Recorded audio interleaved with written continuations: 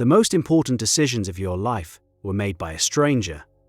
That stranger was you, 10 years ago, and they had terrible judgment. By the end of this video, you'll have a framework to stop that from ever happening again, ensuring the choices you make today are ones your 80-year-old self will thank you for. This is about playing the long game in a world obsessed with short-term wins. And the alternative is to spend the rest of your life cleaning up the messes left by a younger version of you, who was steering without a map. When neuroscientists put people in an fMRI scanner and ask them to think about their future selves, a strange thing happens.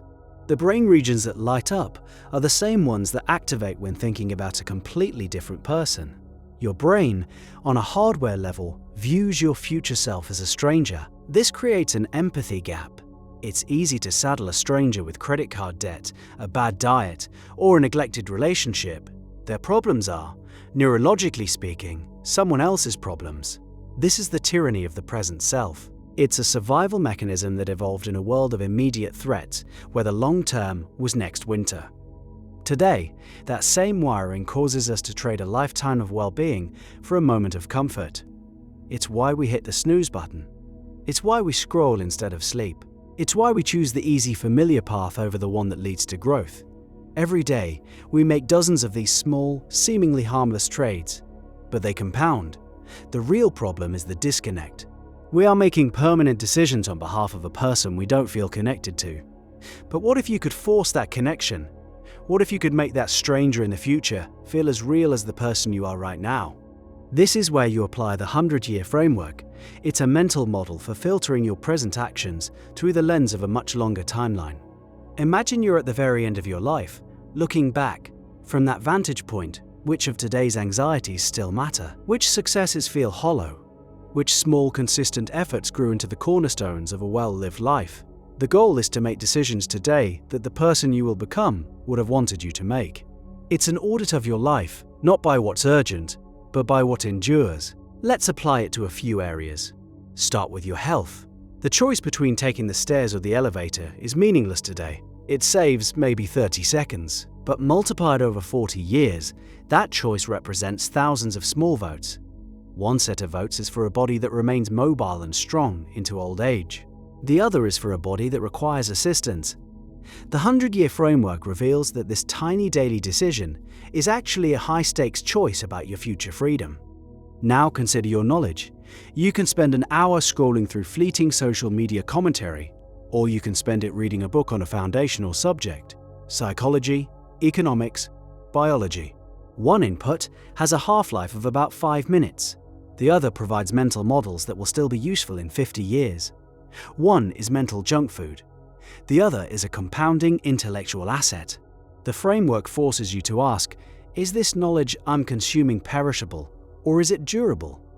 Is it a distraction, or is it a tool I can use for the rest of my life?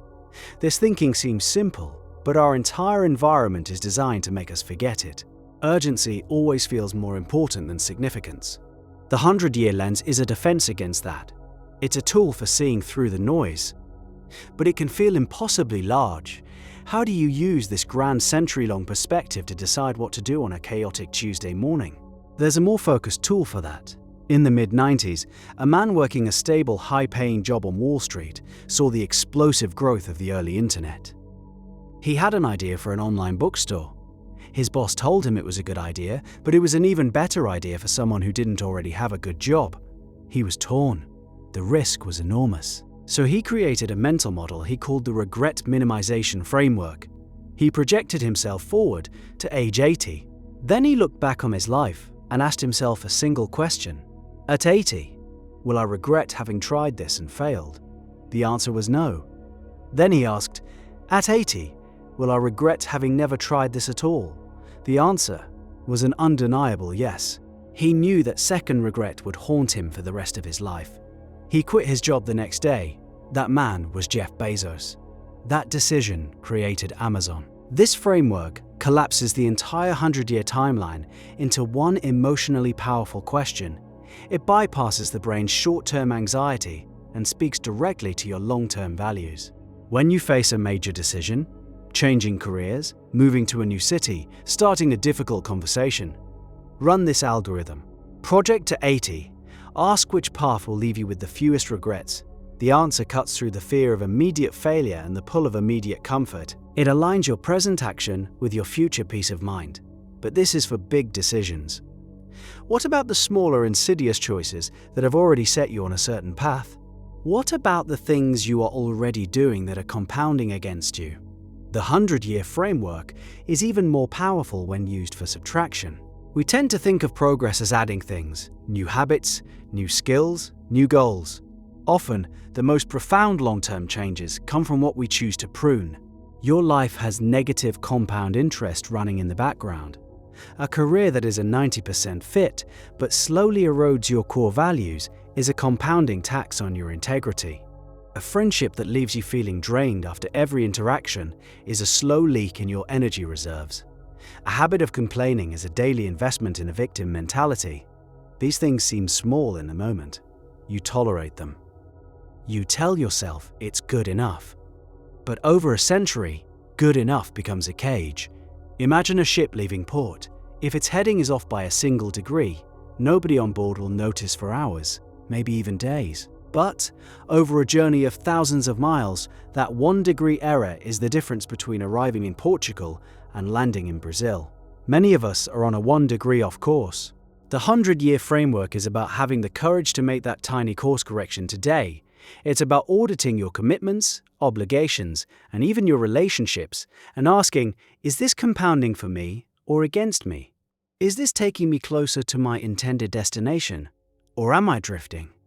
The most courageous long-term decision is often to stop doing something that everyone else, including your past self, thought was a good idea. It's the decision to quit the prestigious job, to end the comfortable but stagnant relationship, to walk away from the project that is no longer aligned with who you want to become.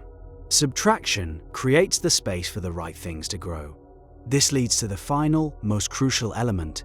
If you can subtract the negative and choose the positive, what is the single greatest asset you can build over 100 years? It's the skill of learning how to learn. In a 100-year timeline, any specific skill you master today is likely to become obsolete. Programming languages change, industries are disrupted, job roles are automated. The world your 80-year-old self will inhabit is fundamentally unknowable.